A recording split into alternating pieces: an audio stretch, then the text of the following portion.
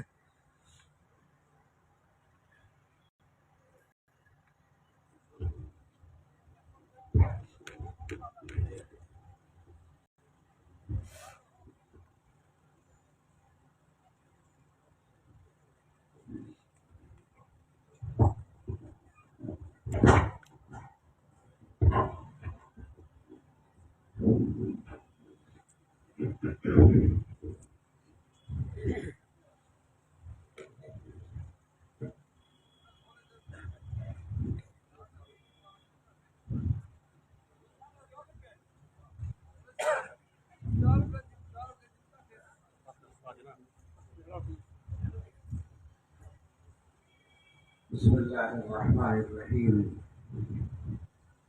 الحمد للہ نحمده ونستعینه ونستغفره ونؤمن به ونتوکل علیہ ونعوذ باللہ من شرور انفسنا ومن سیئات اعمالنا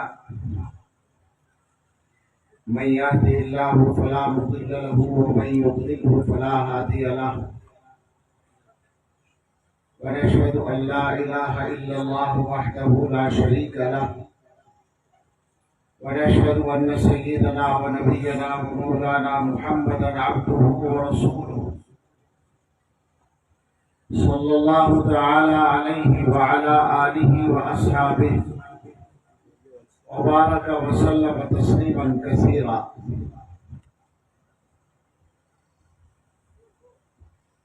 أما بعد فأعوذ بالله من الشيطان الرجيم. بسم الله الرحمن الرحيم. إن الذين قالوا ربنا الله ثم استقاموا فلا خوف عليهم ولا هم يحزنون أولئك أصحاب الجنة خالدين فيها جزاء بما كانوا يعملون. وقال تعالى قل إن صلاتي ونسكي ومحياي ومماتي لله رب العالمين لا شريك له وبذلك أمرت وأنا أول المسلمين. صدق الله العظيم. قال رسول الله صلى الله عليه وسلم ثلاث من كن فيه وجد بهن حلاوة الإيمان من كان الله ورسوله أحب إليه مما سواهما ومن أحب عبدا لا يحبه إلا لله ومن يكره أن يعود إلى الكفر بعد أن أنقذه الله منه كما يكره أن يقذف في النار أو كما قال عليه الصلاة والسلام. وقال صلى الله عليه وسلم ذاق طعم الإيمان من رضي بالله ربا وبالإسلام دينا وبمحمد رسولا أو كما قال عليه الصلاة والسلام. وقال صلى الله عليه وسلم الإحسان أن تعبد الله كأنك تراه فإن لم تكن تراه فإنه يراك أو كما قال عليه الصلاة والسلام. سبحان ربك رب العزة عما يصفون وسلام على المرسلين والحمد لله رب العالمين. اللهم صل على سيدنا محمد وعلى آل سيدنا محمد وبارك وسلم. اللهم صل على سيدنا محمد وعلى آل سيدنا محمد وبارك وسلم. اللهم صل على سيدنا محمد وعلى آل سيدنا محمد وبارك وسلم.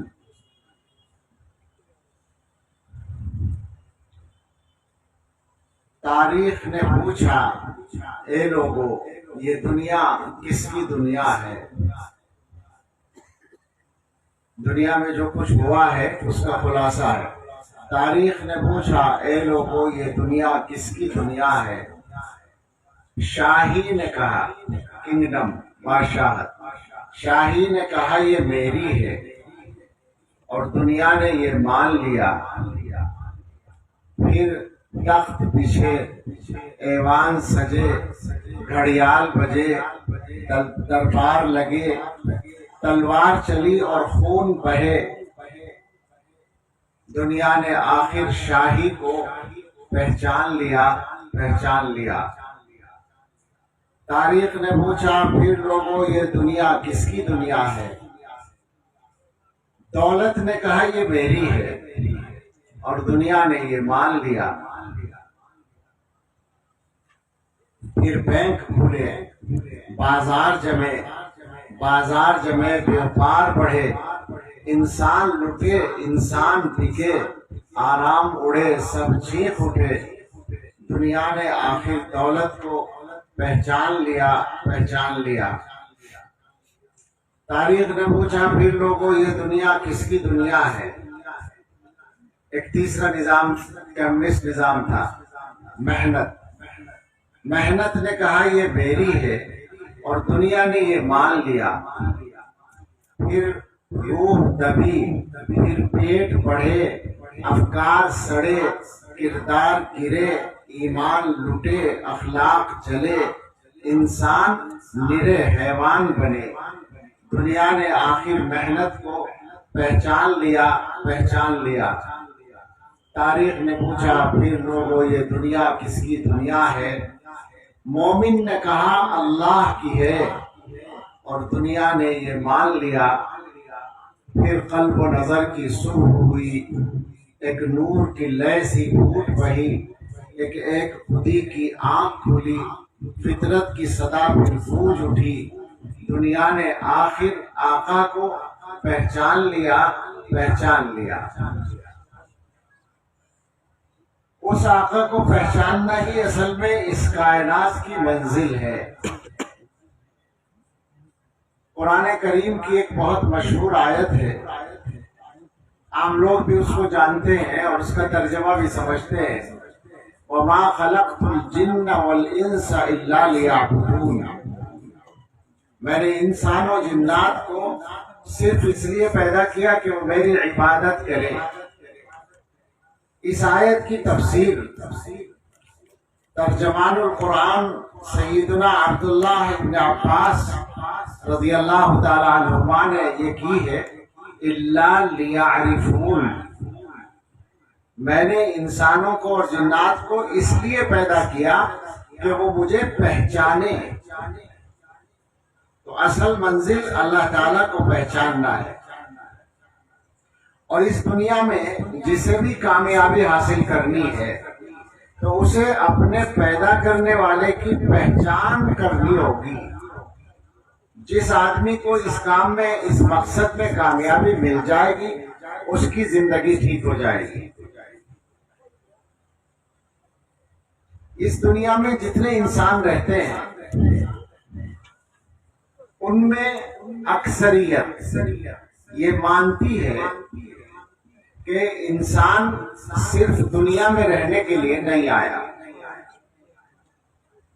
دنیا میں جتنے بھی مذہب ہیں، مسلمان ہوں، اسلام کے ماننے والے، یا ہمارے ہندو بھائی ہوں، یا عیسائی مذہب، یہودی مذہب تو آسمانی مذاہب ہے ہی، وہ ہوں، یا ان کے علاوہ جتنے بھی مذہب ہیں، بلکہ یوں کہہ لیجئے کہ لامذہبوں کے علاوہ جتنے لوگ ہیں، ایتھسٹوں کے علاوہ جتنے لوگ ہیں، جو لوگ ایتھسٹ ہیں، ملحد ہیں، وہ کہتے ہیں کہ نہیں مانتے، اگرچہ اندر دل کی گہرائی میں شاید وہ بھی مانتے ہیں کہ اس دنیا کے بعد آگے بھی کوئی دنیا ہے اور وہیں واپس جانا ہے۔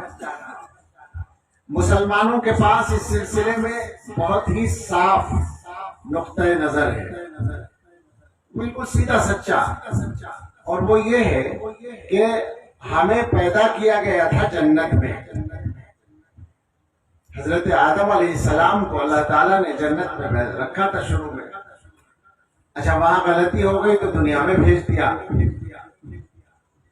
تو ٹھیک ہے چلو ہم سے غلطی ہو گئی تھی اب آ گئے دنیا میں، لیکن اصل وطن تو ہمارا جنت ہے، تو واپس تو ہمیں انشاءاللہ وہی جانا ہے، وہی منزل ہے۔ اور آج کی دنیا میں، سائنس کی دنیا میں یہ بات ایسے ایسے لوگوں نے تسلیم کی ہے کہ اس پر تعجب ہوتا ہے۔ ابھی 2-4 سال پہلے امریکہ کے ایک سائنسداں کا انتقال ہوا ہے جو بہت ہی سائنس کی دنیا میں بڑا نام ہے، اسٹیفن ہاکنگ، جو بالکل معذور تھا جسمانی طور پر، اور اس کی جو ریسرچ ہے، کئی اس کے ریسرچ پیپر ہیں، اور اس نے جو، میں تو سائنس نہیں جانتا لیکن جو اس کی تحقیقات ہے تو اس کی وجہ سے سائنس کی دنیا میں اس کو بہت بڑا مقام حاصل ہے، سینکڑوں سال کے سائنسدانوں پہ اس کو زیادہ ترجیح دی گئی ہے۔ اس کے ایک ریسرچ پیپر کا تذکرہ آیا اخبارات میں جب اس کا انتقال ہوا، تو ہم نے اسی وقت اس کو جانا اور پڑھا۔ اس نے لکھا تھا، اور یہ بھی جان لیں کہ وہ ایتھسٹ تھا، ملحد تھا، نہ اللہ کو مانتا تھا نہ مذہب کو مانتا تھا۔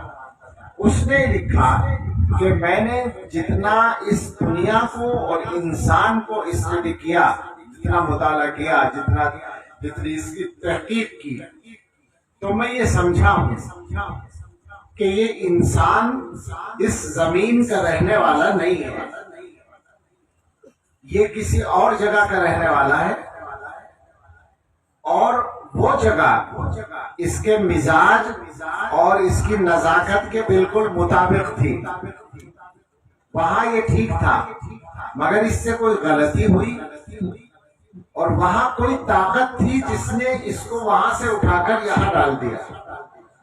اللہ کا نام نہیں لے رہا کیونکہ اللہ کو نہیں مانتا، لیکن بات وہی کہہ رہا ہے۔ اس نے یہ کہا کہ میں نے یہ دیکھا ہے کہ دنیا میں جتنے جاندار رہتے ہیں انسان کے علاوہ، ان سب کو زمین کے موسم اور زمین کی غذائیں سوٹ کرتی ہیں۔ زمین میں گرمی ہوتی ہے، جانور برداشت کر لیتے ہیں، سردی ہوتی ہے برداشت کر لیتے ہیں، دھوپ ہوتی ہے دھوپ میں چلے جاتے ہیں۔ سارے دن آپ دیکھتے ہیں جانور دھوپ میں ہی رہتے ہیں چراگاہوں کے اندر، بارش ہوتی ہے بھیگ لیتے ہیں، کوئی مسئلہ نہیں ہوتا، کوئی ان کو بخار نہیں آتا، سردی نہیں لگتی۔ لیکن انسان کا حال یہ ہے کہ اگر سردی ہے تو اسے گرمی چاہیے، لحاف چاہیے، ہیٹر چاہیے، گرمی ہے تو اسے اے سی چاہیے، پنکھا چاہیے، کولر چاہیے، ٹھنڈک چاہیے، بارش ہے تو یہ بارش میں نہیں بھیگ سکتا، اسے سایہ چاہیے، دھوپ ہے تو دھوپ میں نہیں رہ سکتا، اس کی کھال خراب ہو جاتی ہے، اسے سایہ چاہیے۔ تو یہاں کا کوئی موسم اس کے نازک مزاج کے مطابق نہیں ہے۔ باقی جتنے جاندار ہیں وہ مزے کرتے ہیں، دنیا میں ٹھیک ٹھاک رہتے ہیں۔ اسی طرح سے دنیا کے اندر، اس زمین کے اندر جتنی غذائیں ہیں، جو فوڈس ہیں، وہ ساری کی ساری جانداروں کو سوٹ کرتی ہیں اور وہ آسانی سے کھا لیتے ہیں۔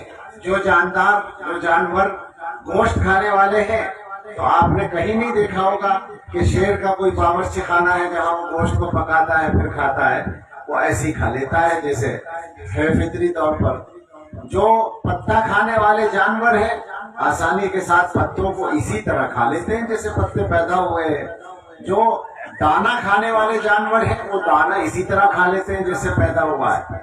مگر یہ حضرت انسان ایسے ہیں کہ اگر یہ گوشت کھائیں گے تو یہ اس کو کاٹیں گے اور دھوئیں گے اور مسالے لگائیں گے، اور کشمیر والوں کو کیا ضرورت ہے ترکیبیں بتانے کی، گوشت کی پکانے کی، اپنے ٹیسٹ کے مطابق بنا کر یہ انسان گوشت کھائے گا۔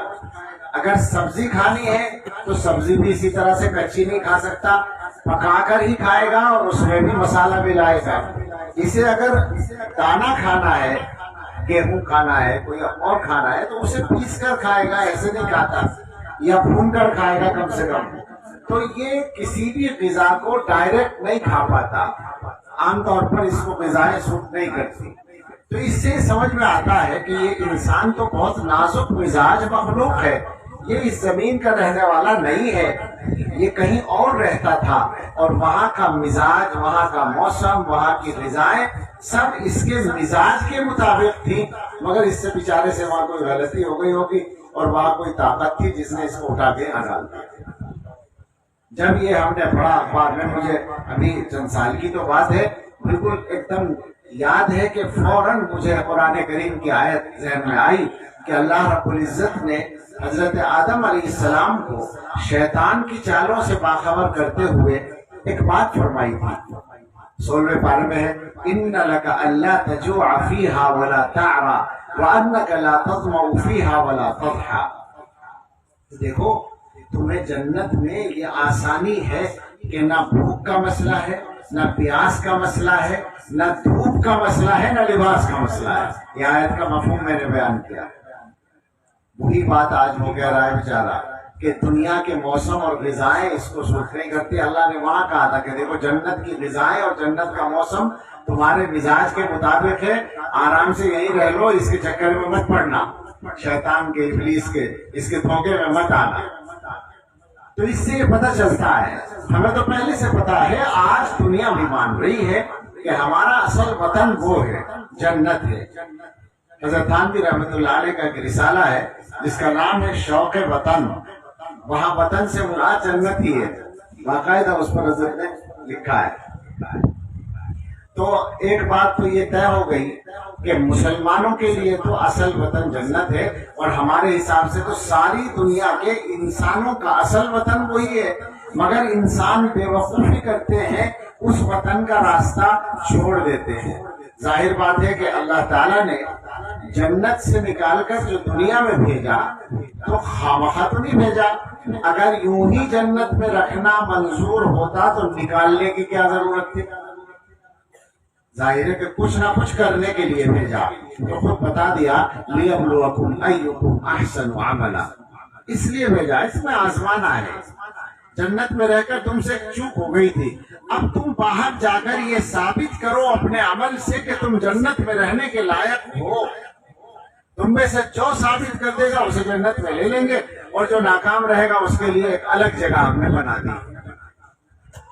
اور آپ کو سمجھانے کی ضرورت نہیں ہے کہ وہ الگ جگہ کیسی خراب جگہ ہے، وہ تکلیفوں کی جگہ ہے، وہ عذاب کی جگہ ہے، وہ توہین کی جگہ ہے، وہ ذلت کی جگہ ہے، وہ بدبو کی جگہ ہے، وہ اندھیرے کی جگہ ہے، وہ گرمی کی جگہ ہے، وہ اللہ کی ناراضی کی جگہ ہے، جس کو ہم جہنم کہتے ہیں۔ ظاہر ہے کہ ہم میں سے کوئی بھی آدمی اس جہنم میں جانے کو تیار نہیں ہے، اور ہم اپنے اللہ سے مانگتے ہیں کہ اللہ تعالیٰ ہمیں اس جہنم کے قریب جانے سے بھی محفوظ رکھے اور جنت عطا فرمائے۔ لیکن ظاہر ہے کہ جب یہ بات معلوم ہے، مقرر ہے کہ جنت میں یوں ہی نہیں جایا جا سکتا، کچھ کر کے دکھانا ہوگا، ثبوت دینا ہوگا کہ ہم جنت میں جانے کے لائق ہیں، تو دنیا میں ہمیں اپنے زندگی کے نظام پر نظر ڈالنے کی ضرورت ہے۔ ہمیں دیکھنا پڑے گا کہ ہم کیسے زندگی گزار رہے ہیں۔ عام طور پر جو انسان دنیا میں زندگی گزارتے ہیں ان کا جینے کا طریقہ ایسا ہے، ذرا غور سے سمجھیے گا، کہ وہ دنیا کی زندگی میں بھی پریشان ہیں اور کچھ ایسے کام کر رہے ہیں کہ آخرت کا بھی بہت ڈر ہے، پریشانی ہے۔ میں ظاہر ہے کہ کسی بھی آدمی کو متعین کر کے نہیں کہہ سکتا، لیکن جو آدمی غلط راستے پر ہے یہ تو کہا جا سکتا ہے کہ اس کے لیے جنت میں جانا آسان نہیں ہوگا۔ یوں تو اللہ تعالیٰ کی مرضی ہے، جس کو چاہے بھیج دے۔ اللہ تعالیٰ کی شان تو یہ ہے کہ اگر اللہ تعالیٰ سارے کافروں کو جنت میں بھیج دے اور سارے مسلمانوں کو جہنم میں بھیج دے، کوئی کچھ نہیں کر سکتا، اعتراض بھی نہیں کر سکتا، اعتراض کی گنجائش بھی نہیں ہے، اس لیے کہ اللہ تعالیٰ مالک ہے، مالک کو حق ہوتا ہے اپنی چیز کو چاہے جہاں رکھے، پورا اختیار ہوتا ہے۔ لیکن بہرحال اس نے بتا رکھا ہے کہ جو غلط راستے پر چلیں گے وہ جہنم میں جائیں گے، ہم ان کو بھیجیں گے۔ تو اب لوگ اس طرح جی رہے ہیں، اور ان میں ہم جیسے گناہگار مسلمان بھی اچھی خاصی تعداد میں شامل ہیں، کہ ہم اس طرح جیتے ہیں کہ دنیا کی زندگی بھی آسان نہیں ہوتی اور آخرت کی تیاری بھی نہیں بن پاتی۔ آپ عقلی طور پر سمجھیں اس بات کو، یہ کوئی زبردستی منوانے والی بات نہیں ہے۔ جیسے میں نے ابھی کہا کہ جب ہم مسلمان ہیں، ہم نے کلمہ پڑھا ہے، تو یہ تو ہمارا ایمان ہے کہ اللہ تعالیٰ اس پوری کائنات کے خالق اور مالک ہے۔ اچھا، آپ کو یہ بھی معلوم ہوگا کہ اللہ تعالیٰ کا جو اصل مقام ہے، پوری پہچان تو اللہ کی دنیا میں کسے ہو جائے گی انبیاء کے علاوہ، لیکن بہرحال تھوڑا بہت تو ہمیں بھی پتا ہے۔ اللہ نے جتنا بتا دیا اتنا تو پتا ہے۔ ایک روایت ہے، حضرت ابو ذر رضی اللہ تعالیٰ عنہ اس کے راوی ہیں، رسول اللہ صلی اللہ علیہ وسلم نے اللہ تعالیٰ کی طرف سے نقل کرتے ہوئے فرمایا، کچھ چیزیں ایسی ہیں جو قرآن کے علاوہ بھی اللہ کی طرف سے گویا اللہ تعالیٰ ہی فرما رہے ہوں، اس طرح سے حضور نے بتائی ہیں۔ ان کو حدیث قدسی کہا جاتا ہے، علماء جانتے ہیں۔ اس میں سے ایک حدیث ہے، اس میں اللہ تعالیٰ نے اپنے بارے میں ایک بات کہی ہے۔ ایک بات کیا کہی، بلکہ ایک سمجھیے ایک تعارف باری تعالیٰ نے اپنا پیش کیا ہے۔ جی چاہتا ہے کہ اسی حدیث سے اس مضمون کو شروع کریں۔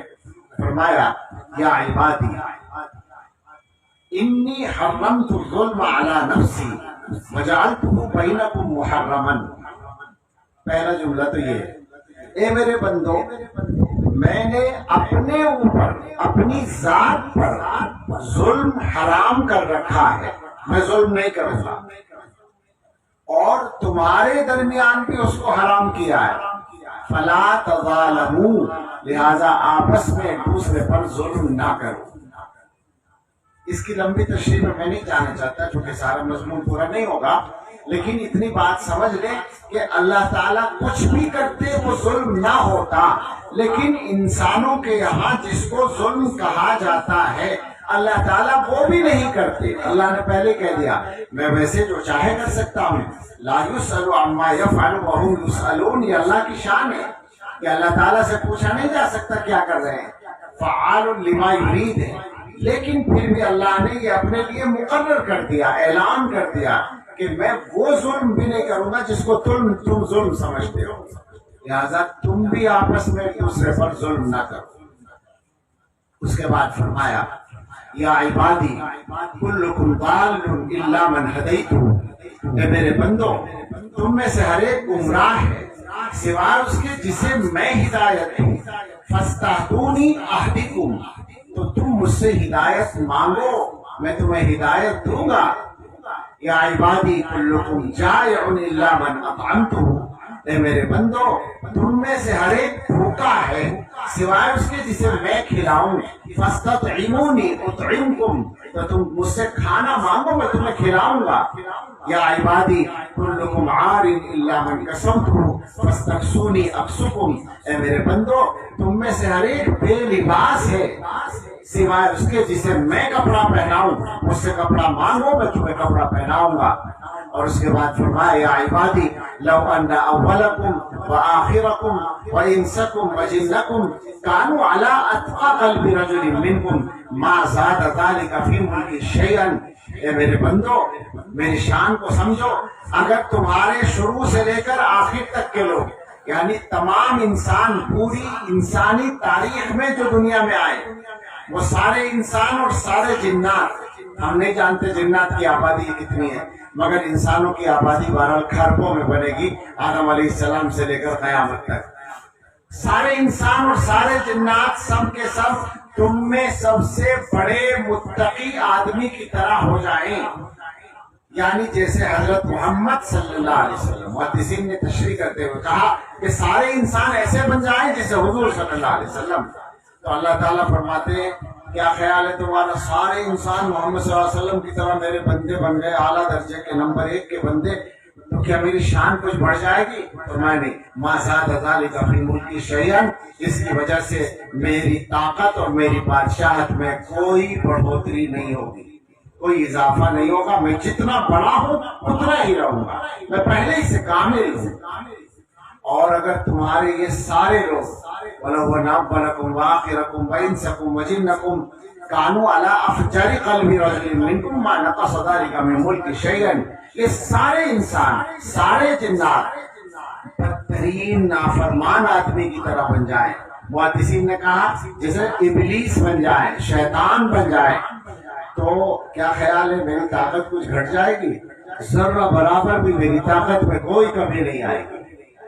اور پھر فرمایا اگر یہ سارے انسان سارے لوگ قاموا فی صعید واحد ایک میدان میں کھڑے ہو جائیں وسأل كل واحد منکم مسألته اور تم میں سے ہر ایک اپنی خواہش پوری کرنے کی درخواست کرے اپنی درخواست رکھے اپنی خواہشات مانگے وَأَعْطَيْتُ كُلَّ وَاحِدٍ مَسْأَلَتَهُ اور ہر ایک کی خواہش میں پوری کر دوں جتنے انسان ہیں سب کی جو خواہش ہو آپ سوچے ذرا آپ لوگوں کی خواہشات کیا کیا ہوتی ہیں کتنا بڑا مکان ہمیں چاہیے کتنا بڑا کاروبار چاہیے کتنا پیسہ چاہیے اللہ تعالیٰ فرماتے ہیں ہر آدمی جو چاہتا ہے وہ مانگے اور میں دے دوں تو یہ سب دینے کی وجہ سے تمہیں کچھ خیال ہے کیا میرے خزانے میں کچھ فرق پڑے گا ما نقص ذلك مما عندي الا كما ينقص المخيط اذا ادخل البحر اس کی وجہ سے میرے پاس جو خزانہ ہے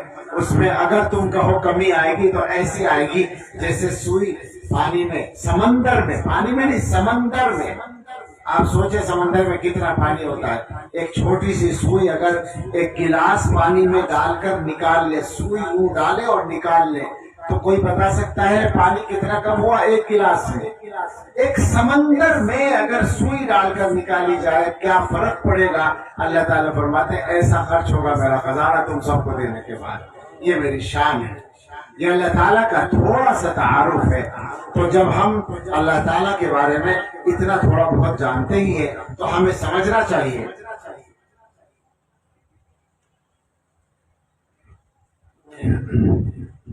کہ اللہ تعالیٰ مالک ہیں اور مالک کی مرضی چلا کرتی ہے ایک مثال چھوٹی سی آسان سی ہمارا گھر ہے ہمارے گھر میں ہم نے ایک جگہ بیڈ رکھا ہے ایک جگہ فریج رکھا ہے ایک جگہ صوفہ بچھا رکھا ہے ایک جگہ کرسی رکھی ہے ایک جگہ کچھ اور رکھا ہے اب ایک مہمان آیا اور وہ آ کر بیٹھا اور اس نے کہا کہ صاحب یہ سب آپ نے سیٹنگ غلط کر رکھی ہے بیڈ ہٹا کے وہاں ڈالو اور فریج وہاں رکھو اور کرسی ادھر لے جاؤ اور صوفہ ادھر لے جاؤ وہ دخل دینے لگا تو آپ کیا کہیں گے کہ یہ سارے کام آپ اپنے گھر میں جا کر کریں آپ کو شاید یاد نہیں رہا یہ ہمارا گھر ہے ہمارے گھر میں آپ کی نہیں چلے گی ٹھیک بات ہے نا ہم اپنے گھر کے مالک ہیں تو ہمارے گھر میں ہماری چلتی ہے اور سوچیں ذرا کہ کیسے مالک ہیں ہم اللہ کا دیا ہوا گھر ہے اللہ کی دی ہوئی ہر چیز ہے تب ہماری چلتی ہے اور اللہ تعالیٰ نے نہ کسی سے خریدا ہے نہ کسی سے مانگا ہے نہ کسی سے نے ان کو دیا ہے اللہ نے خود پیدا کیا ہے وہ ایسے مالک ہیں تو پھر کس کی چلے گی صرف اللہ ہی کی تو چلے گی تو اب اللہ تعالیٰ کی چلنے میں دو پہلو ہیں ان کو ہمیں سمجھنا ہے اگر دونوں باتوں پر ہماری نظر رہے گی تو دنیا میں جینا بھی آسان ہو جائے گا اور پھر آخرت کا مرحلہ بھی آسان ہوگا پہلے نمبر پہ دنیا کی بات کریں چونکہ ہم لوگ دنیا سے پریشان زیادہ رہتے ہیں اور دنیا کی فکر بھی زیادہ رہتی ہے ہمیں حالانکہ یہی ہماری بھول ہے سر وہ جو گویا گڑبڑ ہو رہی ہے وہ یہی ہو رہی ہے حدیث میں اللہ کے رسول صلی اللہ علیہ وسلم نے جو بتایا ہے ہم لوگ حضور صلی اللہ علیہ وسلم کی باتوں کو سنتے ہیں یہ سوچ کر کہ بھائی وہ تو اللہ کے رسول تھے پیغمبر تھے دنیا کے سب سے مقدس انسان تھے ٹھیک ہے وہ نصیحت فرما رہے ہیں لیکن آپ غور کریں کہ حضور کی ہر بات اعلیٰ ترین عقل کے مطابق ہوتی ہے حضور نے یہ بتایا ہے کہ جو آدمی اپنی اصل فکر دنیا کو بنا لیتا ہے من جعل ہمہ ہم الدنیا تو اللہ تعالیٰ اس کے معاملات میں انتشار پیدا کر دیتے ہیں اس کا معاملہ ٹھیک نہیں ہو پاتا اور وہ بیچارہ پریشان ہی رہتا ہے اور جو آدمی اصل فکر آخرت کی کرتا ہے اللہ تعالیٰ اس کے دنیا کے معاملات کو ٹھیک کر دیتے ہیں اور آخرت کے معاملات بھی اس کے ٹھیک ہو جاتے ہیں اور دل کے اندر اللہ تعالیٰ اس کو بے نیازی دیتے ہیں تو جینا آسان ہو جاتا ہے تو دنیا کی بات کرتے ہیں یہ دنیا ہے اور یہ اللہ کی دنیا ہے اللہ کی بنائی ہوئی دنیا ہے اللہ کی ملکیت ہے یہاں جو ہوگا وہ اللہ کی مرضی سے ہوگا ہمارا قصہ کیا ہے کہ ہم اللہ کی مرضی پر راضی ہونا ہی نہیں جانتے کیا ہوتا ہے ہمارے حضرت سنایا کرتے ہیں حضرت مولانا پیر ذوالفقار ہیں صاحب نقشبندی دامت برکاتہم کہ ان کے ملک میں ایک صاحب کا یہ قصہ ہوا اور یہ سب قصے ہر جگہ ہوتے ہیں اس لیے بات سمجھ میں آئے گی لیکن یہ پرانی بات ہے ذرا اس زمانے میں پلین کا جو ٹکٹ تھا تو آپ اس کو خرید لیتے تھے، پھر دوبارہ اس کو کنفرم کرانا پڑتا تھا۔ آج کل تو ہم ایئرپورٹ کے قریب پہنچ کر یا ایئرپورٹ پہ جا کر بھی نیا ٹکٹ خرید سکتے ہیں، مل جائے گا، لیکن اس زمانے میں پہلے سے ٹکٹ لینا ہوتا تھا اور ریکنفرم کرانا پڑتا تھا، سیٹ پختہ پکی کرانی پڑتی تھی۔ تو وہ صاحب تھے، انہوں نے ٹکٹ لے رکھا تھا فلائٹ کا کسی دوسرے شہر میں جانے کے لیے، بڑے کاروباری آدمی تھے، کوئی ان کی میٹنگ تھی، اور جب وہ پہنچے ایئرپورٹ تو ریکنفرم ہونا تھا، سیٹ متعین ہونی تھی۔ اس کے لیے جب ٹائم پر گئے تو انہوں نے کہا کہ صاحب فلائٹ تو فل ہو گئی، آپ کو سیٹ نہیں مل سکتی۔ کہنے لگے بھائی میرا تو بڑا نقصان ہو جائے گا، کروڑوں کی ڈیل ہونے والی ہے ایک پارٹی سے، اور میٹنگ بہت اہم ہے، مجھے جانا بہت ضروری ہے، آپ مجھے کسی بھی طرح سے سیٹ دیں۔ تو انہوں نے کہا بھائی ہم کسی کی دوسرے کی سیٹ کینسل کر کے تو آپ کو دے نہیں سکتے، ہمارے فلائٹ میں سیٹ فل ہو گئی، ہم نہیں دے سکتے، آپ کو واپس جانا ہے۔ تو ان کو بڑا غصہ آیا اور کسی خصوصی غصے کی حالت میں وہاں سے واپس گاڑی میں بیٹھے اور گھر پہنچے۔ 1-1.5 گھنٹہ گھر تک پہنچنے میں لگا، سارے راستے موڈ خراب رہا، سوچے ہمارا ہم تو ایسے ہی ہوگا نا، غصہ آئے گا کہ بھائی فلائٹ چھوٹ گئی اور میٹنگ چھوٹ گئی، اتنا بڑا نقصان ہو جائے گا۔ گھر پہنچنے کے بعد جا کے اپنے کمرے میں ٹی وی کھولا، ویسے کہ چلو کچھ خبریں دیکھیں، تو وہاں خبریں چل رہی تھیں اور اس میں یہ تھا کہ جس فلائٹ سے جانا چاہتے تھے وہ فلائٹ ٹیک آف کے تھوڑی دیر کے بعد تھوڑا ہی آگے جا کے کریش ہو گئی اور اس میں جو لوگ تھے وہ انتقال کر گئے۔ اب یہ کہہ رہے اللہ تیرا شکر ہے کہ مجھے اس فلائٹ پہ سیٹ نہیں دلوائی، اللہ تیرا بڑا کرم ہے، سارا موڈ ٹھیک ہو گیا۔ کیا ہوا یہ؟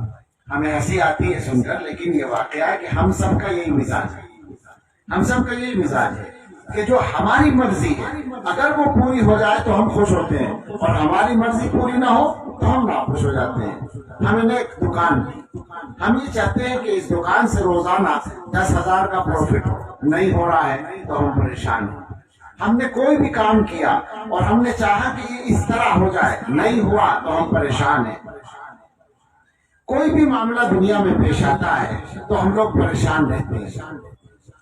آپ غور کریں، ہمارے پریشان رہنے سے یا ناراض رہنے سے کیا وہ کام ٹھیک ہو جاتا ہے؟ عربی کے شاعر کے شعر یاد آئے، علماء محظوظ ہوتے ہوں گے، وَلَمَّا رَأَيْتُ الشَّيْبَ لَاحَ بَيَاضُهُ بِمَفْرَقِ رَأْسِي قُلْتُ لِلشَّيْبِ مَرْحَبًا وَلَوْ خِفْتُ أَنِّي إِنْ كَفَرْتُ تَحِيَّتِي تَنَكَّبَ عَنِّي رُمْتُ أَنْ يَتَنَكَّبَ وَلَكِنْ إِذَا مَا حَلَّ كُرْهٌ فَسَامَحَتْ بِهِ النَّفْسُ يَوْمًا كَانَ لِلْكُرْهِ عَذَابًا۔ شاعر یہ کہتا ہے کہ جب میرے بالوں میں سفیدی آئی تو میں نے کہا بھائی میں استقبال کرتا ہوں، آ جاؤ، بہت اچھی۔ جب بالوں میں سفیدی آئی تو میں نے بالوں کی سفیدی کا استقبال کیا، حالانکہ مجھے اتنی اچھی نہیں لگ رہی تھی وہ سفیدی، بال تو کالے اچھے لگتے ہیں۔ اگر مجھے یہ امید ہوتی کہ میں استقبال نہیں کروں گا تو یہ سفیدی رک جائے گی تو میں یہی کوشش کرتا، مگر ظاہر ہے میرے کرنے سے تو کچھ ہونا نہیں ہے، اور جب آ گئی سفیدی تو آ گئی۔ لہذا جس ناگوار چیز کو آپ گوارا کر لیں تو پریشانی ختم ہو جاتی ہے۔ بال سفید ہو گئے، بعض لوگ پریشان ہے کہ جی کیوں سفید ہو گئے، فضا کرتے پھر رہے، خامخواہ ایک مستقل پریشانی ہے۔ اور کچھ لوگوں نے کہا کہ ٹھیک ہے ہو گئے تو ہو گئے، بات ختم ہو گئی، کوئی پریشانی نہیں ہے، اب برے لگ رہے ہیں، ٹھیک ہے لگنے لو، کیا ہوتا ہے، جیسے ہیں ویسے ہی لگ رہے ہیں۔ تو یہ اصول ہے زندگی کو آسان بنانے کا۔ حضرت سنایا کرتے ہیں کہ ایک بزرگ کو شیطان راستے میں ملا، ابلیس، اور انہوں نے محسوس کیا کہ وہ دبلا نظر آ رہا ہے، کمزور نظر آ رہا ہے۔ تو انہوں نے پوچھا بھائی کیا بات ہے، تیری طبیعت کیسی ہے؟ ظاہر ہے کہ بیمار تو وہ ہوتا نہیں، اللہ تعالیٰ نے قیامت تک کی مہلت دے رکھی ہے اس کو، تو اب وہ تو ٹھیک ہی رہے گا۔ میں کہا کرتا ہوں کبھی کبھی کہ دنیا کا سب سے صحت مند بوڑھا ابلیس ہے۔ پوری انسانی تاریخ، کائنات کی تاریخ میں سب سے زیادہ صحت مند بڈھا جو ہے وہ شیطان ابلیس ہی تو ہے، اس سے زیادہ عمر کس کی ہے، لیکن وہ ٹھیک ہے بالکل۔ تو انہوں نے کہا بھائی کیوں کمزور ہو رہا ہے؟ کہنے لگے کچھ لوگ ہیں انہوں نے پریشان کر رکھا ہے، قابو میں نہیں آتے، ان کی وجہ سے میں کمزور ہو رہا ہوں۔ نے کہا بھائی ایسے کون لوگ ہیں؟ تو بہت خاص بات ہے، تو ہر ایک کو مزہ لیتا ہے. کہنے لگے نہیں کچھ لوگ ہیں. کہا تھا نا الا عبادک منهم المخلصین، اللہ تعالیٰ کے کچھ منتخب بندے ہیں جو پھنسیں گے نہیں. وہی سامنے آ رہا. تو انہوں نے کہا کہ بھائی کیسے ہیں وہ لوگ؟ کہنے لگا ایک نمونہ اگر تم چاہو تو میں ابھی دکھا سکتا ہوں. کہا چلو دکھاؤ.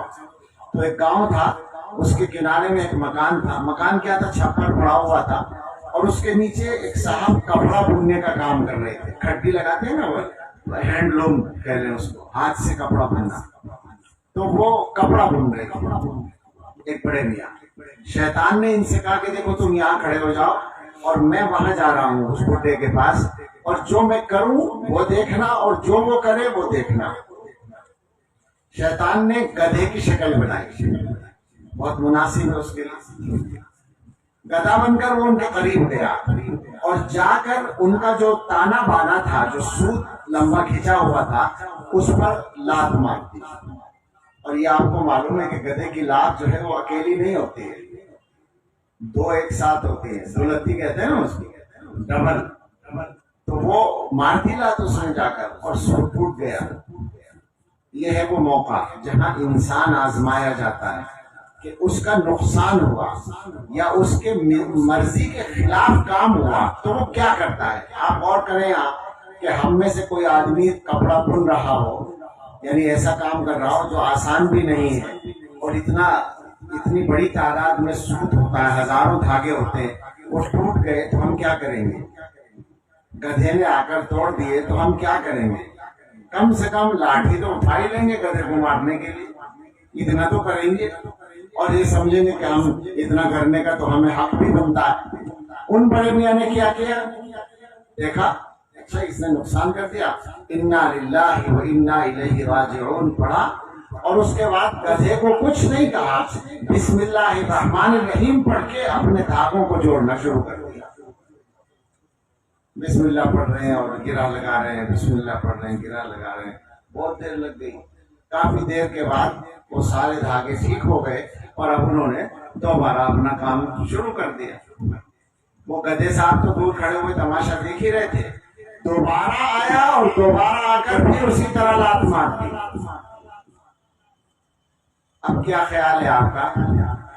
ہم میں سے ٹھنڈے سے ٹھنڈا آدمی بھی اب تو برداشت نہیں کرے گا. اس نے تو پریشانی کر دیا، پیچھے پڑ گیا، تو اب کے تو لاٹھی اس سے لگی لگی. ان بڑے میاں نے وہی کیا، بس انا للہ و انا الیہ راجعون پڑھا، اور اس کے بعد اپنے دھاگوں کو جوڑ جوڑ کر کام شروع کر دیا. اب شیطان وہاں گیا، وہ جو صاحب تماشا دیکھنے کے لیے کھڑے تھے ان کے پاس جا کر اس نے کہا کہ تم نے دیکھا میں نے اس آدمی کو کتنا پریشان کیا، مگر اس نے مجھے کچھ بھی نہیں کہا، اسے غصہ ہی نہیں آیا، یہ تو اپنے کام میں لگا رہا. اب مجھے بتاؤ میں اس سے اپنی مرضی کیسے پوری کرا سکتا ہوں؟ یہ میرے قبضے میں کیسے آ سکتا ہے؟ آپ اندازہ کریں. ہمارے حضرت نے فرمایا کہ مشائخ یہ کہتے ہیں کہ یہ آدمی جو وہ بڑے میاں جو ہے وہ کپڑا بننے والے، ان کا صفات افعال کا سبق بہت پختہ تھا. یعنی اللہ تعالیٰ کی صفات افعال پر ان کی گہری نظر تھی. ان کو یہ بات یقین کے ساتھ استحضار کے درجے میں حاصل تھی کہ دنیا میں جو کچھ ہوتا ہے وہ اللہ تعالیٰ کرتے ہیں اور کوئی نہیں کرتا، سب کچھ اللہ کی طرف سے ہوتا ہے. تو جب کچھ ہو گیا تو راضی ہو جاؤ، اس کے علاوہ راستہ ہی نہیں ہے. سمجھ لو کہ اللہ کی طرف سے ہوا ہے. آپ نے پڑھا ہوگا شاید، علماء تو جانتے ہیں، حضرت عبداللہ ابن عباس رضی اللہ تعالیٰ عنہما کو رسول اللہ صلی اللہ علیہ وسلم نے کچھ نصیحتیں فرمائی تھی. بڑی عجیب حدیث ہے، لیکن اس کا ایک ٹکڑا عرض کرتا ہوں کہ حضور نے فرمایا وَاعْلَمْ أَنَّ الْأُمَّةَ لَوْ اجْتَمَعَتْ عَلَىٰ أَن يَنْفَعُوكَ بِشَيْءٍ لَمْ يَنْفَعُوكَ إِلَّا بِشَيْءٍ قَدْ كَتَبَهُ اللَّهُ لَكَ. سمجھ لو کہ اگر سارے لوگ مل کر تمہیں کوئی فائدہ پہنچانے پر متفق ہو جائیں تو وہی فائدہ پہنچا پائیں گے جو اللہ نے تمہارے لیے لکھ دیا ہے. وَلَوِ اجْتَمَعُوا عَلَىٰ أَن يَضُرُّوكَ بِشَيْءٍ لَمْ يَضُرُّوكَ إِلَّا بِشَيْءٍ قَدْ كَتَبَهُ اللَّهُ عَلَيْكَ. اور اگر سارے لوگ متفق ہو جائیں اس پر کہ تمہیں نقصان پہنچائیں، انسان تمہیں ستانے پر جمع ہو جائیں، تو لَمْ يَضُرُّوكَ إِلَّا بِشَيْءٍ قَدْ كَتَبَهُ اللَّهُ عَلَيْكَ. وہی نقصان پہنچا پائیں گے جو اللہ نے تمہارے لیے لکھ دیا. اللہ کی تقدیر سے الگ کچھ نہیں ہو سکتا. جفت الاقلام ورفعت الصحف. قلم تقدیرات لکھ کے سوکھ چکے ہیں اور صحیفے اٹھائے جا چکے ہیں. تم کیا سمجھتے ہو کہ آج کا آدمی کچھ کر رہا ہے؟ سب اللہ تعالیٰ نے پہلے سے مقرر کر رکھا ہے. اب بس اتنا ہے تمہیں پہلے سے پتہ نہیں تھا، اب پتہ چل گیا. پتہ چلنے کے بعد سمجھ لو کہ جو ہوا ہے وہ اللہ کی طرف سے ہوا ہے. تم سمجھتے ہو کہ تم سفر میں جانا چاہتے تھے، تمہاری ٹرین چھوٹ گئی، تمہاری بس چھوٹ گئی، تمہاری فلائٹ مس ہو گئی، تو یہ کوئی اچانک ہوا؟ نہیں، اچانک نہیں ہوا، وہ مقرر تھا، تمہیں پتہ نہیں تھا. ہونے کے بعد تمہیں پتہ چل گیا تو اب سمجھ لو کہ یہ پہلے سے مقرر تھا اللہ کی طرف سے، لہذا اب مجھے اس پر راضی رہنا چاہیے. یہ مضمون ختم کرتا ہوں میں. پہلا ٹکڑا تھا یہ کہ دنیا میں جینے کا، دنیا میں زندگی کو آسان بنانے کا راستہ کیا ہے. آپ ذرا غور کریں کہ کچھ ایسے بندے ہوتے ہیں جو اللہ والے، جن کو آپ جانتے ہیں، ان سے ملتے ہیں تو کیسا لگتا ہے آپ کو؟ کہ بالکل مزے میں ہے، کوئی غم نہیں ہے، کوئی فکر نہیں ہے. کیسے لگتا ہے نا؟ اللہ والوں کو دیکھ کر لگتا ہے کہ ان کو تو کوئی فکر ہے نہیں، یہ تو مزے کرتے ہیں. حالانکہ آپ سے اور ہم سے زیادہ فکریں ان کو ہوتی ہیں. بیماریاں بھی آتی ہیں، تکلیفیں بھی آتی ہیں، سارے معاملات پیش آتے ہیں، لیکن وہ مزاج ہو چکا ہوتا ہے کہ اللہ کی مرضی میں راضی رہنا ہے تو دنیا کے مسائل پریشان نہیں کرتے، اللہ پر نظر رہتی ہے. حضرت حکیم الامت حضرت تھانوی رحمۃ اللہ علیہ نے عجیب بات لکھی ہے. حضرت نے فرمایا کہ ہم یہ سمجھتے ہیں کہ جو یہ واقعات پیش آتے ہیں یہ مصیبت ہے. ہمارے رشتہ دار کا انتقال ہو گیا، مصیبت ہے. ہمارا فلاں آدمی بیمار ہو گیا، مصیبت ہے. ہمارا کاروبار میں نقصان ہو گیا، یہ مصیبت ہے. چوری ہو گئی، یہ مصیبت ہے. حضرت نے فرمایا نہیں، یہ مصیبت نہیں ہے، یہ تو پیش آنے والے واقعات ہیں. مصیبت ہے دل پر ان کا اثر ہونا. اگر دل پہ اثر نہ ہو تو کوئی مصیبت نہیں ہے.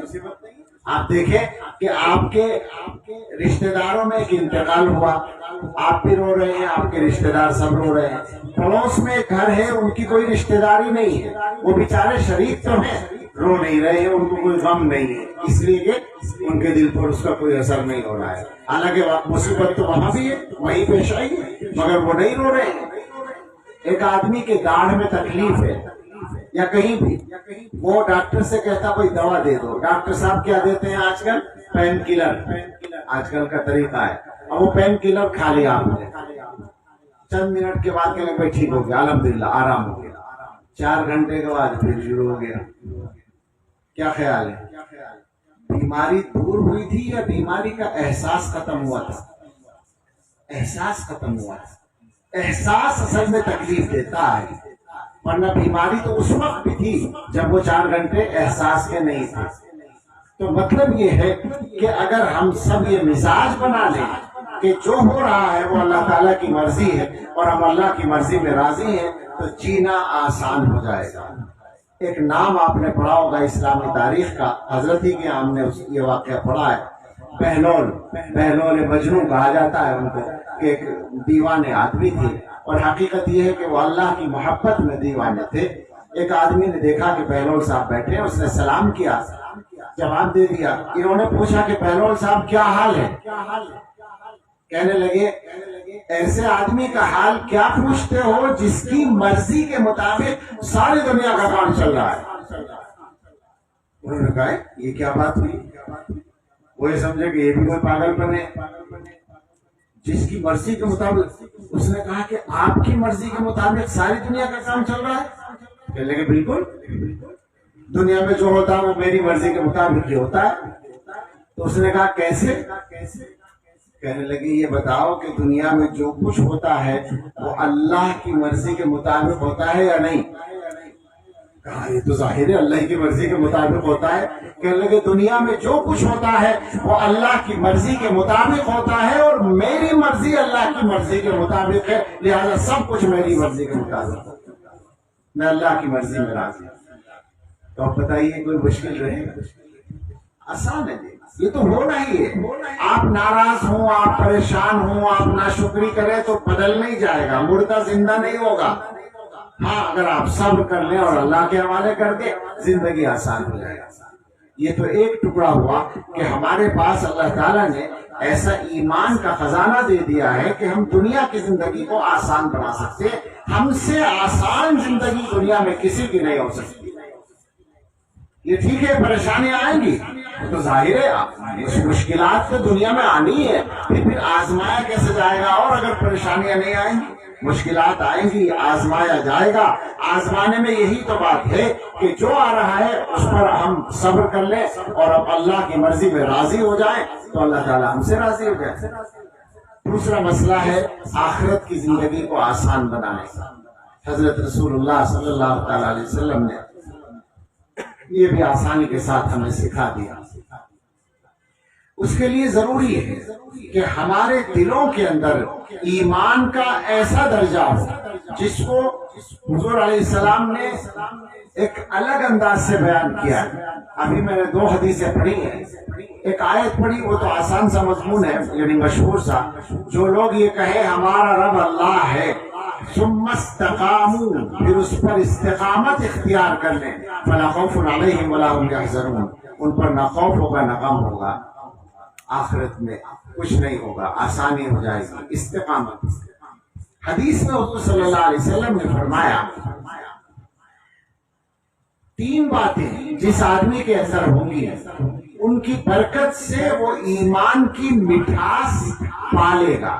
ثلاث من کن فیہ وجد بہن حلاوۃ الایمان. پہلی بات من کان اللہ ورسولہ احب الیہ مما سواہما.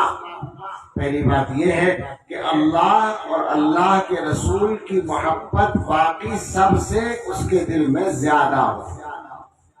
اور محبت کا مطلب یہی نہیں ہے بس کہ ہمیں اچھا لگتا ہے حضور کا نام اور ہمیں بڑی محبت ہے. محبت سے مراد وہی ہے کہ اللہ اور اللہ کے رسول کی مرضی اپنی مرضی سے زیادہ ہو.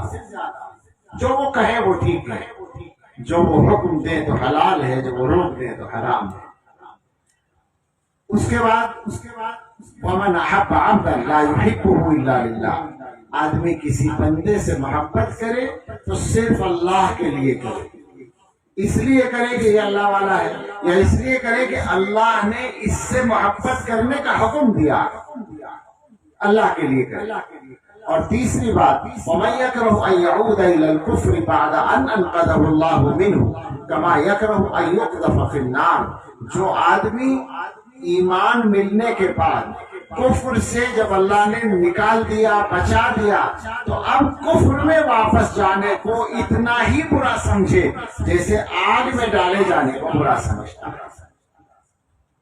ایک دوسری حدیث کا ترجمہ بھی سننے جو ابھی پڑھی ہے.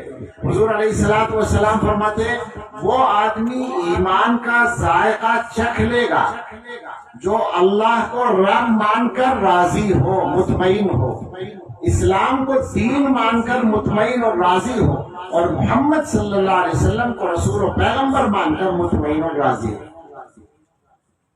آپ ان دونوں باتوں کو سامنے، دونوں حدیثوں کو سامنے رکھ کر دنیا میں جائزہ لے لیں اپنے ایمان کا، اپنے بھائیوں کے ایمان کا، اور اس کے بعد پھر ایک جائزہ اور لیں دنیا والوں کا، دنیا کی طاقتوں کا. دنیا میں کیا ہو رہا ہے اس وقت؟ ساری دنیا میں جو ہمارے دشمن ہیں ان کی کا جو اصل مشن ہے وہ یہ ہے کہ مسلمان ایمان کے ساتھ دنیا سے نہ جائے، بس یہ ان کا مشن ہے.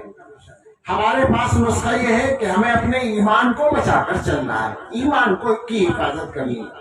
آج آپ انٹرنیٹ پر دیکھیں کہ دنیا میں جو سرگرمیاں ہیں، جو محنتیں ہو رہی ہیں، پلان کے ساتھ ہو رہی ہیں، ان سے ہمارے بہت سے جوان بھی متاثر ہو رہے ہیں، گھروں تک وہ پہنچ رہی ہے. ان کا خلاصہ ہے اسلام کے بارے میں اور اسلام کے احکام کے بارے میں شک پیدا کرنا ذہنوں میں۔ وہ یہ چاہتے ہیں کہ آدمی اپنے مذہب کے بارے میں شک میں مبتلا ہو جائے، اور اس کے لیے مسلسل محنتیں ہو رہی ہیں۔ یہ جو ہماری محنتیں ہیں مدرسوں کی شکل میں، خانقاہوں کی شکل میں، تبلیغ و دعوت کی شکل میں، یا تصنیف و تالیف کی شکل میں، یا تفسیر قرآن کی شکل میں، جو بھی محنتیں ہیں، ان محنتوں کا خلاصہ یہ ہے کہ مسلمان اپنے ایمان پر پوری ثابت قدمی کے ساتھ دنیا میں رہے، حالات جو بھی ہوں، لیکن مسلمان کو یہ بات یاد رہے کہ میں ایمان والا ہوں، مجھے ہر حال میں اپنے ایمان کو بچا کر لے جانا ہے۔ اس ایمان کو بچانے کے لیے ضرورت ہوتی ہے اس بات کی کہ انسان ایمان کے تقاضوں کو پورا کرنے کی کوشش کرے اور اعلیٰ معیار حاصل کرنے کی کوشش کرے۔ اس کو ذرا سا سمجھ لیں 2-4 منٹ میں۔ دنیا کے معاملات میں ہم سب کا ایک مزاج ہے کہ ہم اچھے سے اچھا کام اور اچھی سے اچھی چیز حاصل کرنا چاہتے ہیں۔ مثلا مکان بنانا ہے تو ہمارے پاس جتنی گنجائش ہے اس سے بھی زیادہ ہماری کوشش ہوتی ہے کہ اپنا مکان اچھا بنائے۔ کپڑے ہیں، ہر آدمی چاہتا ہے کہ بہتر سے بہتر کپڑا استعمال کرے۔ کاروبار کرتے ہیں تو ہر وقت نظر رہتی ہے کہ ہمارے کاروبار میں کوئی کمزوری تو نہیں ہے، ہمارا جو ٹارگیٹ تھا اس میں کوئی کمی تو نہیں آ رہی، اگر آ رہی ہے تو فوراً اس کی فکر کرتے ہیں۔ مطلب یہ ہے کہ دنیا کے معاملات کا اعلیٰ معیار حاصل کرنے کی ہم کوشش کرتے ہیں۔ حضرت محمد رسول اللہ صلی اللہ تعالی علیہ وسلم نے احادیث میں، حضرات علماء سے خاص طور سے میں کہوں گا کہ جس طرح میں اس مضمون کو مربوط کر رہا ہوں اس کو لوگوں کو سمجھائیں۔ 2 حدیثیں تو یہ ہے، اور ایک حدیث اور پڑھی تھی میں نے، الاحسان ان تعبد اللہ کانک تراہ فإن لم تکن تراہ فإنہ یراک۔ حضور علیہ السلام نے اسلام کی دعوت تو پہنچا ہی دی، لیکن اس کے بعد یہ بھی سمجھا دیا کہ اس کا اعلیٰ معیار کیا ہے۔ ایک حدیث کہہ رہی ہے کہ 3 باتیں ہوں گی تو ایمان کی مٹھاس مل جائے گی۔ ایک حدیث کہہ رہی ہے کہ اللہ کو رب مان کر، اسلام کو دین مان کر، محمد صلی اللہ علیہ وسلم کو رسول مان کر راضی ہو تو ایمان کا ذائقہ مل جائے گا۔ اور ایک حدیث یہ کہہ رہی ہے کہ اسلام کا اور ایمان کا جو اعلیٰ درجہ ہے جس کو احسان کہا گیا ہے وہ یہ ہے کہ اللہ کی عبادت ایسے کرو گویا تم اللہ کو دیکھ رہے ہو، کہ اگر تم اللہ کو نہیں بھی دیکھتے تو اللہ تعالیٰ تو تمہیں دیکھتا ہی ہے۔ ان باتوں کو یکجا کر کے سمجھ لیں تو اس سے سمجھ میں آتا ہے کہ حضور علیہ السلام ہم مسلمانوں کو یہ سمجھانا چاہتے ہیں کہ دیکھو اپنے ایمان کا اعلیٰ معیار تمہیں حاصل کرنا چاہیے۔ آپ اس کو ایک مثال سے بھی سمجھیں۔ آپ اسکول میں یا کالج میں پڑھتے ہیں، جو بچے اعلیٰ نمبر لاتے ہیں، پوزیشن لاتے ہیں، یا کم سے کم فرسٹ ڈویژن لاتے ہیں، ان کو یہ امید ہوتی ہے کہ ان کا سروس میں سلیکشن ہو جائے گا آسانی کے ساتھ۔ لیکن جو 3rd ڈویژن والے ہیں، کیا وہ بھی امید رکھ سکتے ہیں؟ آج کل کے ماحول میں ہو ہی نہیں سکتا، پھر وہ بیچارے پریشان پھرتے ہیں۔ معلوم یہ ہوتا ہے کہ نیچے کے معیار پر اگر آپ رہیں گے تو آپ کو اچھا نتیجہ ملنا یقینی نہیں ہوتا۔ جو مقصد ہے ایمان کا ایک معیار یہ ہے جو ہم لوگوں کے پاس پڑا ہوا ہے کہ ہم کلمہ پڑھتے ہیں، ہم مسلمان ہیں، بات ختم ہے۔ اس کے بعد گناہ کا نمبر آتا ہے، گناہ کر لیتے ہیں، نماز کا موقع آتا ہے، نماز چھوڑ دیتے ہیں، دین پر چلنے کا کوئی کام موقع آتا ہے، ہم پیچھے ہٹ جاتے ہیں۔ یہ سرسری سا ایک چل رہا ہے۔ ٹھیک ہے، ہم فتویٰ یہی ہے کہ ہم مسلمان ہیں اور فتویٰ یہی ہے کہ انشاءاللہ کبھی نہ کبھی، لیکن کبھی نہ کبھی سے تو کام چلنے والا نہیں ہے۔ نمبر 1 کی بات تو یہ ہوگی کہ جہنم کے قریب سے بھی نہ گزرنا پڑے۔ میں نے یہ تو کہا تھا شروع میں کہ قریب بھی نہ جانا پڑے۔ اس کے لیے کیا چاہیے مجھے بتائیے؟ سوچیے ذرا کہ سیدھے جنت میں جانے کے لیے، بغیر حساب جنت میں جانے کے لیے، جہنم سے بچ کر جنت میں جانے کے لیے کیا چاہیے؟ نمبر 1 کا ایمان چاہیے نا، اعلیٰ کوالٹی چاہیے نا، اعلیٰ معیار چاہیے نا۔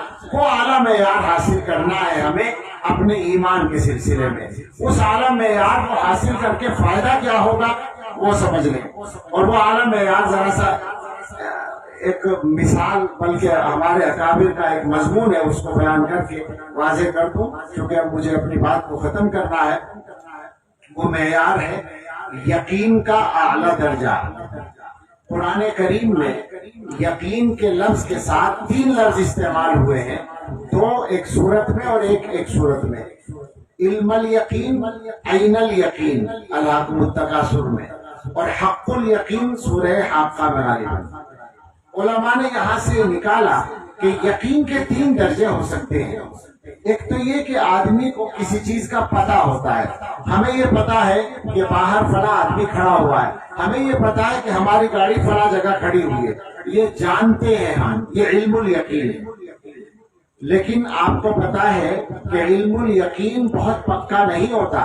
مجھے معلوم ہے کہ جس گاڑی سے میں آیا ہوں وہ یہاں کھڑی ہے، لیکن اگر کوئی آ کر مجھ سے کہے کہ جس گاڑی میں آپ آئے تھے وہ یہاں نہیں ادھر کھڑی ہے، تو میں کیا کہوں گا؟ ٹھیک ہے ادھر ہی کھڑی۔ وہ جو یقین تھا وہ کہاں گیا؟ آسانی سے ختم ہو گیا۔ یہی ہوتا ہے علم الیقین۔ اور آپ اور کریں، ذرا یہ خطرناک سی بات ہے لیکن کیا کریں، بالکل صحیح بات ہے کہ اکثر مسلمان اسی درجے پہ پڑے ہوئے ہیں علم الیقین کے، اس سے آگے نہیں ہے۔ ایک آدمی آپ سے آگے کہتا ہے، آپ کے بچے سے، جوان لڑکے سے کہتا ہے کہ تم اللہ کو کیوں مانتے ہو، کبھی دیکھا ہے اللہ کو؟ تو وہ سوچتا ہے بیٹھا ہوا کہ واقعی دیکھا تو نہیں، پتہ نہیں اللہ ہے یا نہیں ہے۔ کیا مطلب ہوا اس کا؟ کہ علم الیقین تھا، بس اس سے اوپر کا نہیں تھا، پکا نہیں تھا۔ تو ایسے تو کام چلنے والا نہیں ہے، محنت کر کے ذرا اوپر جانا پڑے گا۔ دوسرا ہے عین الیقین، آنکھوں سے دیکھنا۔ میں دیکھ رہا ہوں وہ گاڑی کھڑی ہے جس سے مجھے جانا نہیں ہے، میں مثال دے رہا ہوں، وہ گاڑی کھڑی ہے۔ اب کوئی کہے کہ آپ کی گاڑی وہاں نہیں ہے دوسری جگہ ہے، تو آپ کہیں گے ہم تو آنکھوں سے دیکھ رہے ہیں، تو تم خامخواہ کہہ رہے ہو۔ جب آنکھوں سے دیکھ لیا تو اب کوئی شک میں مبتلا نہیں کر سکتا۔ اور اگر ذائقہ چکھ لیا، کوئی چیز ایسی ہے جس کا ذائقہ چکھا جا سکتا ہے۔ ہم نے چائے پی، ایک آدمی کہتا ہے کہ جو چائے آپ نے پی ہے وہ ٹھنڈی ہے، ہم کہیں گے ہم نے پی ہے اور اس کا جو اس کی ڈگری آپ بتا رہے ہیں کہ وہ ٹھنڈی ہے، کیسے ہو سکتا ہے؟ ہم نے پی ہے گرم ہے چائے، وہ پی تھی ہم نے گرم تھی۔ چکھنے والے کو کوئی بھی آدمی دھوکہ نہیں دے سکتا۔ اب جوڑ لیں اس بات کو، حضرت محمد صلی اللہ علیہ وسلم فرماتے ہیں وہ آدمی ایمان کا ذائقہ چکھ لے گا جو اللہ کو رب مان کے مطمئن ہے، اسلام کو دین سمجھ کر مطمئن ہے، محمد صلی اللہ علیہ وسلم کو رسول مان کر مطمئن ہے، وہ چکھ لے گا ذائقہ۔ اور فرما رہے 3 باتیں جس میں ہوں گی وہ ایمان کی مٹھاس پالے گا۔ تو اب مجھے بتائیں یہ مٹھاس پانا کون سا درجہ ہے؟ یہ ذائقہ چکھنا کون سا درجہ ہے؟ اوپر کا۔ اس کا مطلب ہے کہ اصل معیار وہی ہے، اس درجے تک پہنچنے کی ہمیں کوشش کرنی ہے۔ اور جب اس درجے تک پہنچ جائیں گے تو ان تعبد اللہ کأنک تراہ ہوگا۔ اللہ کی عبادت پھر ایسے ہی ہوگی کہ جیسے اللہ کو اپنے سامنے دیکھ کر عبادت کر رہے ہیں۔ ہم نے اپنے بزرگوں کے حالات جو پڑھے ہیں اس میں یہی ملتا ہے کہ انہوں نے زندگی اسی طرح گزاری ہے جیسے اللہ تعالیٰ کو ہر وقت اپنی نظروں کے سامنے پاتے ہوں۔ تو میرے بھائیوں، کوشش کر کے، محنت کر کے، علماء سے جڑ کے، مشائخ سے تعلق قائم کر کے اور زیادہ سے زیادہ محنت کر کے اپنے ایمان کے معیار کو نیچے سے اوپر لانے کی کوشش کیجیے اور ایمان کا اعلیٰ درجہ حاصل کر کے دنیا سے جائیے تاکہ اللہ کی جنت میں سیدھے سیدھے پہنچنا آسان ہو جائے۔ اللہ ہم سب کو یہ دولت اور نعمت نصیب فرمائے، آمین۔ وآخر دعوانا ان الحمدللہ رب العالمین۔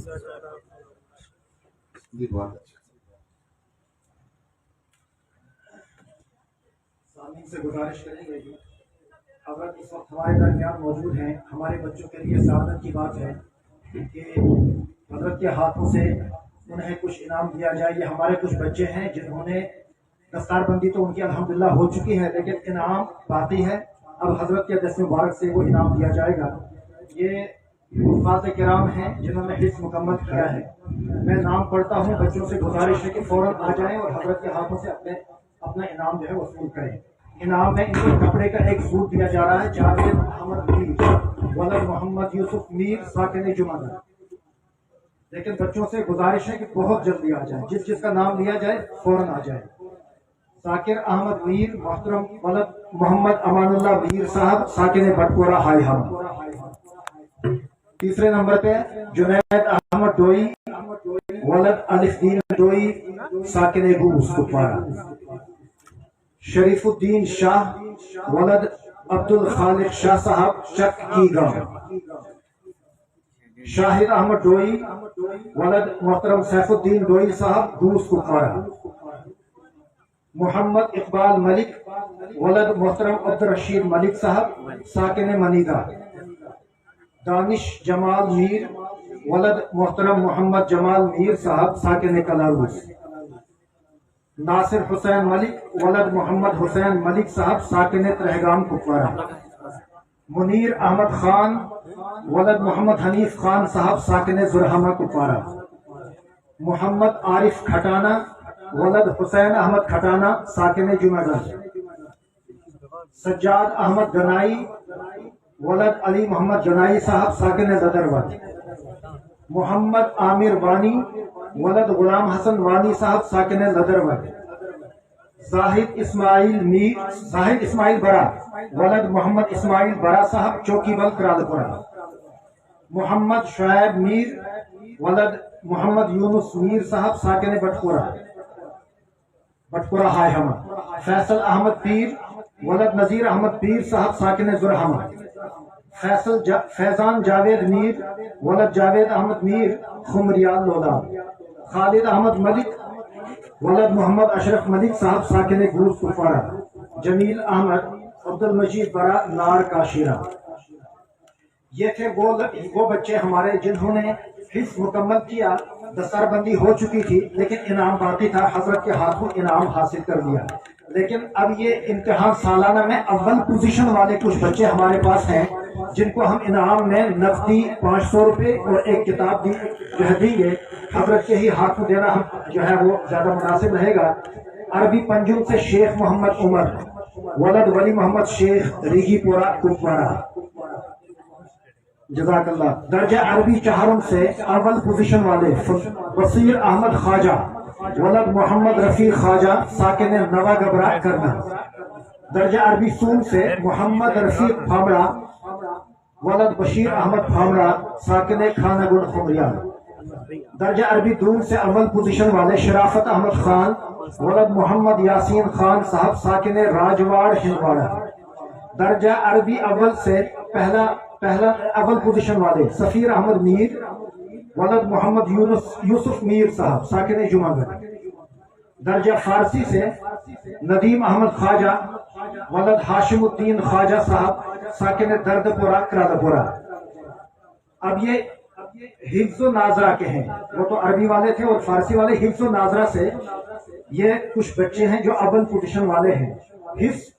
حفظ سے محمد ابراہیم لون حفظ کے ایک درجے سے ولد غلام محی الدین لون صاحب ساکن اندرہمہ. انہیں بھی انعام میں 500 روپے اور ایک کتاب اسوہ رسول اکرم صلی اللہ علیہ وسلم انعام میں دی جائے گی. حفظ چہارم سے خالد احمد ملک. یہ بھی حفظ کا ایک درجہ ہے. خالد احمد ملک ولد محمد اشرف ملک صاحب ساکن گوس کپوارہ. حفظ سے ہی عاقب حسین شیخ ولد عبد الرشید شیخ صاحب ساکن گفہ بل ترہگام. پھر حفظ کا ایک درجہ حفظ اول مومن تنویر ڈار ولد تنویر احمد ڈار ساکن شمریال لولا.